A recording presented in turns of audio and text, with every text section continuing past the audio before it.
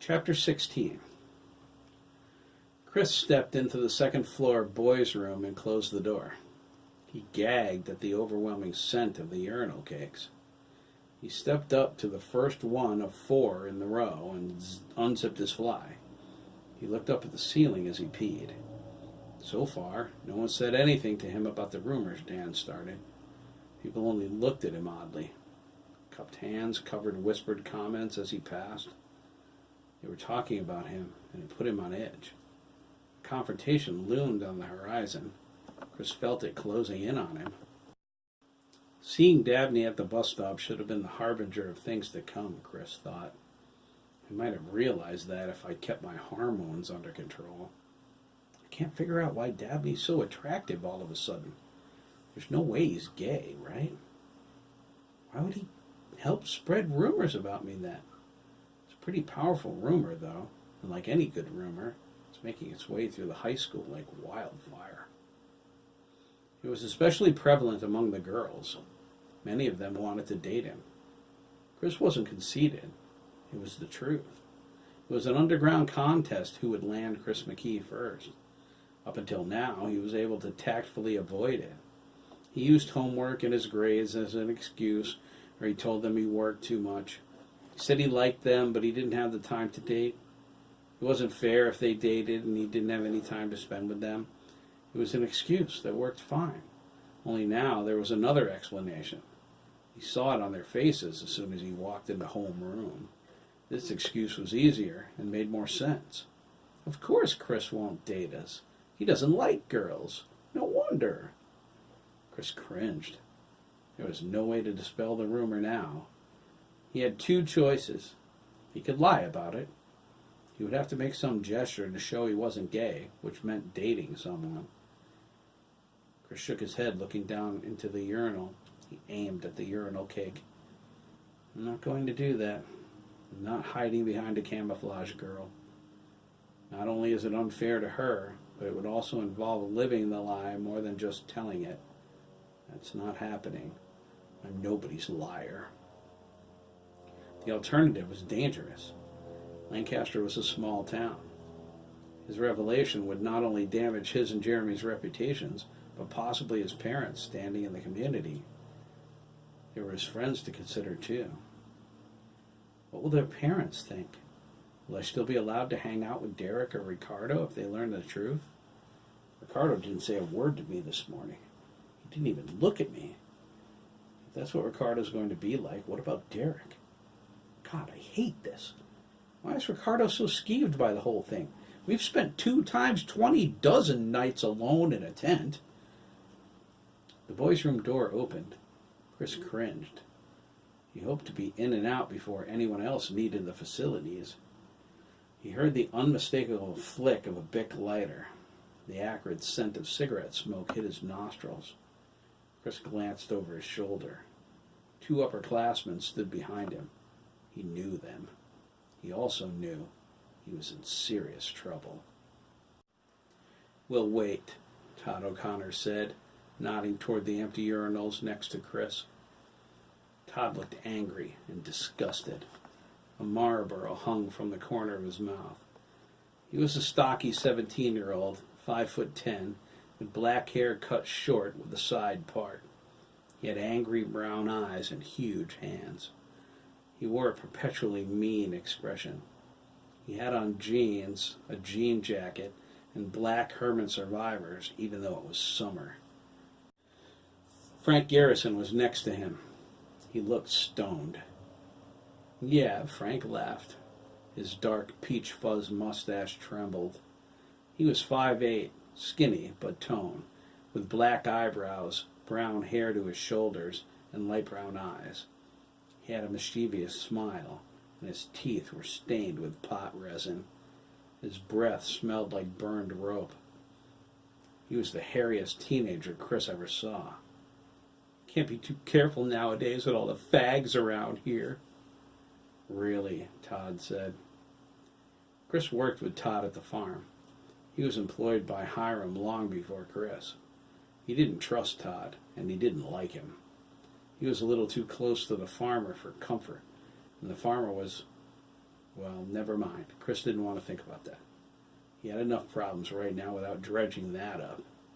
As far as Todd was concerned, the feeling was mutual. Chris's first confrontation was written all over Todd's face. Todd stepped toward him. Chris felt his breath on the back of his neck. It stank of stale cigarettes and pot. All the faggots around here, Todd whispered. Chris shook off, tucked in, zipped up, and squirmed around Todd. He went to the sinks. He washed his hands. His left leg twitched. There was something in the air, something different. He felt danger. He glanced down at the silver faucet. He saw Todd's grinning face in the reflection. He also saw Todd's fist raised, about to strike. "No!" Chris cried, whirling around. He shoved Todd with all of his might. Todd stumbled backward. He tripped over his feet, his black hermit survivor scuffing the tiled floor. He fell into the first stall. His arm splashed down in a bowl someone neglected to flush. His cigarette dropped from the corner of his mouth. Todd didn't notice. He glared at his arm. The stench of old urine filled the air. Frank pointed at him, laughing even harder than before. Todd looked up at Chris with death in his eyes. "McKee," he said, through gritted teeth. Chris shrank back against the sink. "You're not only a faggot, you're a dead faggot." Todd shot forward and grabbed Chris by the shirt. He lifted him up and pulled him so they were face to face. The boys' room door opened and closed behind them. Todd ignored it. He didn't care if it was the principal. He drew back his fist, but when he went to throw the punch, someone held his hand in a firm grip. "O'Connor," Dennis Copeland smiled. He pulled Todd's arm back. Dennis was the quarterback of the Lancaster High School football team. He was headed to college to play for UConn. He was a senior who lifted weights regularly. He had the same milk chocolate brown hair as Dabney, but darker eyes and no freckles. He was strong, handsome, and popular. He didn't use drugs, and he didn't like people who did, especially if they picked on weaker kids. "This just isn't your day," Dennis said. Todd opened his mouth to protest, but Dennis closed it with a solid punch to the jaw. Todd flew back into Frank and pinwheeled across the bathroom. He hit his head on the metal frame of the small prison-like window. There was a loud crack. Frank fell to the floor. Todd shook off the blow and held his fists at the ready. Dennis was on top of him in an instant. He grabbed Todd by the collar and slammed him against the last stall. Frank got up, stumbled to the door, and ran away. "I guess it's just you and me, tough guy," Dennis said, pulling Todd's collar tighter. "How does it feel, loser?" "Dude," Todd insisted, motioning his head toward Chris. "He's a fag, man." "Yeah," Dennis replied, punching Todd in the stomach.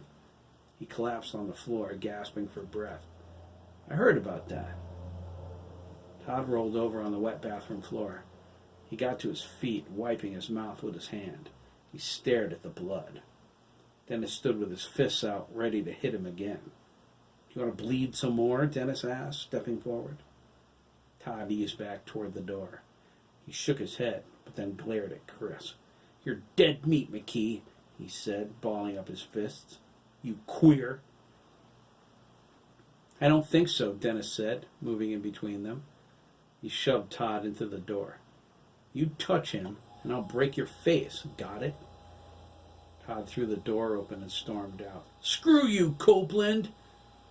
The sound of his boots stomping downstairs carried into the bathroom. The clank of metal followed it as Todd kicked open the outside door. He had enough of school for today. Chris leaned against the sink and let out a sigh of relief. Dennis asked, "Are you okay, Chris?" Genuinely concerned. "Yeah, thanks," Chris replied, a little shaken. Things were happening too fast. He was in awe of Dennis. He was wearing his blue and white Letterman jacket from football. He was an Adonis with a friendly, handsome face and a pleasant manner.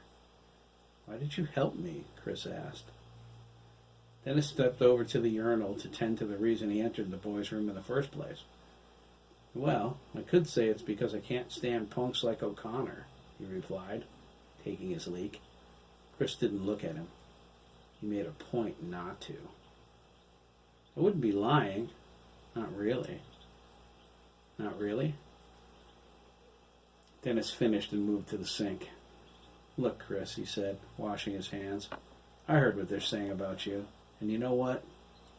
What? Chris asked. He'd never talked to Dennis before. Dennis was an unreachable god to the underclassmen. I think you've got guts coming out. He reached for a paper towel. He could have lied about it. Can't, Chris shrugged. I don't want to live a lie. Dennis nodded. Yeah, you've got guts. I've never been that brave. He leaned over and kissed Chris lightly on the cheek. It was a friendly kiss, not a romantic one, but it conveyed an unmistakable message. Chris gasped. His cheek felt charged with electricity. You? He whispered. Dennis held his finger to his lips. Shh, he said, and smiled. You're not the only one, Chris. He handed him his Copeland Industries business card. It said Dennis Arthur Copeland, supervisor. It had his office, home, and cell phone numbers on the bottom. His email address was written on the back. You call me if anyone bothers you. I promise no one from school is going to lay a hand on you. I'm putting the word out, even after graduation. I'm only going to UConn. Chris held his hand against his cheek. You? You're gay? Dennis asked, finishing his sentence for him. He shrugged his shoulders. So? It's 1 in 10, right? Someone has to be. Of course, I don't have your guts. Keep a lid on it, will you? My dad would flip out if he found out. Sure, I swear.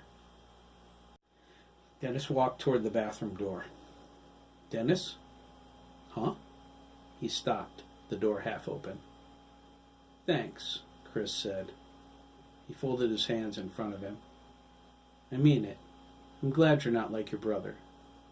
He thought, besides being cute to death, what is it with Copelands today? Dennis is gay? My God. Could Dabney be too?